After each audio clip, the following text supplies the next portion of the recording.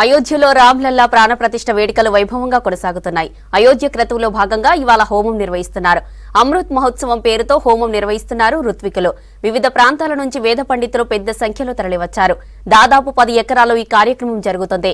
హోమం చేసే ప్రాంగణంలో రాముని చరిత్ర మందిరంగా నామకరణం చేశారు. ఇదే విషయంపై విజయ్ శర్మ మరింత సమాచారం అందిస్తారు. ప్రతిరోజు నిత్య అగ్ని హోమం జరుగుతుంది. అమృత మహోత్సవం పేరుతో హోమం చేస్తున్నారు. ఒకసారి మనం ప్రజెంట్ అయోధ్యలో ఏర్పాటు చేసినటువంటి యాగశాలకు వచ్చాము. సో దంపతులందరినీ కూర్చోబెట్టి ఇక్కడ వివిధ ప్రాంతాల నుంచి వచ్చినటువంటి దంపతులందరినీ కూడా కూర్చోబెట్టడము, అదైతే ఎవరైతే హోమాలో పాల్గొంటారో వారికి ప్రత్యేకమైనటువంటి టోకెన్స్ ఇచ్చి వారి పేరు మీద ప్రత్యేకమైనటువంటి హోమాలు ఇక్కడ చేస్తున్నారు. నవగ్రహ కానీ ఇతర శాంతి హోమాలకు సంబంధించి కూడా ఇక్కడ చేయడం జరుగుతున్నది. సో ముందుగానే హోమంలో పాల్గొనే వారు ముందుగానే ఇక్కడ ఈ హోమశాలకు రావాలి. హోమశాలకు వచ్చిన తర్వాత ఇక్కడ వారికి టోకెన్ ఇస్తారు. ఆ టోకెన్ తీసుకున్న తర్వాత ఉదయము 9 గంటల నుంచే హోమ క్రతువులన్నీ మొదలవుతాయి. మొత్తం మనం ఒకసారి విజువల్లో చూస్తున్నాం. దాదాపు 10 ఎకరాల పైన ప్రత్యేకమైనటువంటి హోమశాలను ఏర్పాటు చేశారు. సో ఇప్పుడు హోమం ముగిసే టైము. ఈ టైంలో హారతి కూడా ప్రత్యేకంగా ఇవ్వడం జరుగుతున్నది. ఒకసారి మనం చూస్తున్నాము. చాలా వరకు కూడా హోమంలో పాల్గొన్నటువంటి దంపతులందరూ కూడా ఏదైతే హోమంలో కూర్చున్నారో హోమం పూర్ణావతి, ఈ పూర్ణావతి అంటారు. పూర్ణావతి తర్వాత ప్రత్యేకమైనటువంటి హారతిని ఇస్తున్నారు. ఒకసారి మనము హోమ సామాను పరిశీలిస్తే నవధాన్యాలు, కొబ్బరికాయలు, ప్రత్యేకమైనటువంటి కలశాలను ఇక్కడ ఏర్పాటు చేయడం జరిగింది. సో ఇక్కడ చాలా మంది కూడా వేద పండితులు వివిధ ప్రాంతాల నుంచి పెద్ద సంఖ్యలో ఇక్కడికి తరలి వచ్చారు. आप बताओ कितने घंटे में होम कर रहे हैं? सुबह कितने बजे चालू करते हैं? सुबह 7:30 बजे ये चालू हो जाता है. उसके बाद में 11:30 बजे तक चलता है. फिर 10 मिनट का लंच रहता है, फिर चालू हो जाता है और ये 2 बजे तक चलता है. फिर आरती जैसे हो रही है वैसे ही डेली आरती होती है. आरती के बाद में जो है उधर भोजन होता है और भोजन के बाद में गुरुजी की कथा, राम कथा प्रारंभ हो जाती है. पूरा कितना होम कुंड है? ये होम का विशिष्टता क्या है? होम कुंड 1008 कुंड है इसमें, और जो होम विशिष्ट है वो बीच में बना हुआ है. वहाँ हमारे महाराज लोग हैं जो आए हुए हैं बाहर से, वो बैठते हैं और वहाँ ముఖ్య యజమాని बैठते. సో మొత్తము 1008 హోమ కుండీలను ఇక్కడ ఏర్పాటు చేశారు, హోమ గుండాలను. సో ఇక్కడ చూస్తున్నాం మనము ప్రత్యేకమైనటువంటి హోమాలు ప్రతిరోజు నిర్వహిస్తారు. అంటే నవగ్రహ దోషం ఉన్నా లేకపోతే ఇతరత్ర శాంతిలకు సంబంధించినటువంటి ఏమన్నా దోషాలున్నా, వారి జన్మకుండల్లో ఏమన్నా దోషాలున్నా సో ప్రత్యేకమైనటువంటి హోమాన్ని అయితే ఇక్కడ నిర్వహించడం జరుగుతున్నది. సో చాలామంది గురూజీలందరూ కూడా అంటే ముఖ్యమైనటువంటి అయోధ్య రామ మందిర ప్రతిష్టలో పాల్గొనే పలువురు గురూజీలు, వేద పండితులు అందరూ కూడా ఈ యాగశాలలో భక్తుల చేత హోమాన్ని చేపిస్తూ ఉన్నారు. సో ఎంత భక్తి శ్రద్ధలతో ఇక్కడ హోమం జరుగుతుందో ఒకసారి మనం చూడొచ్చు. దంపతులు చిన్న చిన్న ఋత్వికులు, చిన్న చిన్న వేద పండితులు, ఋత్వికులు కూడా ఈ హోమం చేపిస్తూ ఉంటారు. సో అయోధ్యలో ప్రత్యేకంగా ఈ హోమశాలను దేవాలయానికి దాదాపు ఒక 3 కిలోమీటర్ల దూరంలో ఏర్పాటు చేశారు. సో దేవాలయానికి వచ్చే భక్తులు అందరూ కూడా ముందుగా ఇక్కడికి వచ్చి ఇక్కడ హోమంలో పాల్గొని ఆ తర్వాత మళ్ళీ అక్కడికి మందిరానికి వెళ్ళి దర్శనం చేసుకునే విధంగా ఏర్పాట్లను చేశారు. సో ఇప్పుడు హారతి ప్రత్యేకంగా, ఎందుకంటే పూర్ణావతి పూర్తయింది, హోమంలో చివరి అంకమైనటువంటి పూర్ణావతిని పూర్తి చేశారు. సో ఇప్పుడు ప్రత్యేకమైనటువంటి వారు కూర్చున్న ఏదైతే సంబంధించిన హోమకుండి ఉందో అక్కడ హోమానికి సంబంధించి ప్రత్యేకమైనటువంటి హారతి ఇస్తున్నారు.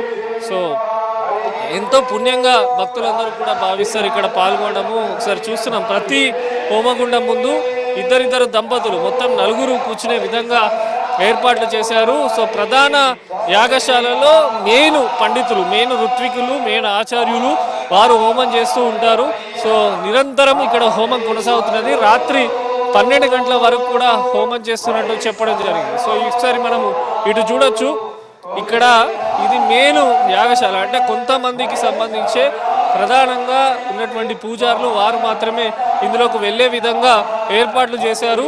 సో ఇక్కడ ఇట్లాంటి దాదాపు ఈ విధమైనటువంటి యాగశాలలు ఒక 5-6 ప్రత్యేకంగా ఉన్నాయి.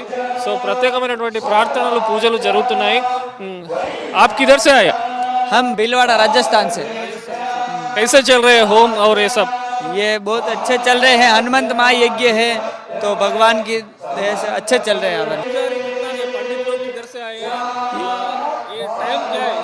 मेन तो पुजारी लोग तो आचार्य श्री है, जो मतलब कि अपने नागौर से आए हैं, और सब अलग अलग जगह से पुजारी आए, गुरुकुल से आए, कुछ ब्राह्मण गुरुकुल से आए ऐसे।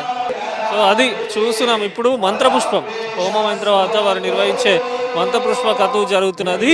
సో భక్తులకు ఎంతో ఆనందం. వాస్తవానికి అయోధ్యలో రామ మందిరం దర్శించుకోవడము, అదేవిధంగా రాముని దర్శించుకోవడం ఒక ఎత్తు అయితే, నేరుగా వచ్చేటువంటి భక్తులు ఇక్కడ అయోధ్యలో ఉన్నటువంటి హోమాల్లో పాల్గొనడం వాళ్ళ నిజంగా పూర్వజన్మ సుకృతం అని చెప్పి చాలామంది ఇక్కడ హోమంలో పాల్గొన్నారు భావిస్తున్నారు. సో ఇక్కడ కూడా మనం చాలామంది హైదరాబాద్ నుంచి వచ్చినటువంటి వేద పండితులు కూడా ఇక్కడ ఉన్నారు. వీరంతా నిత్యపారాయణం నిత్య హోమంలో పాల్గొనడం జరుగుతున్నది.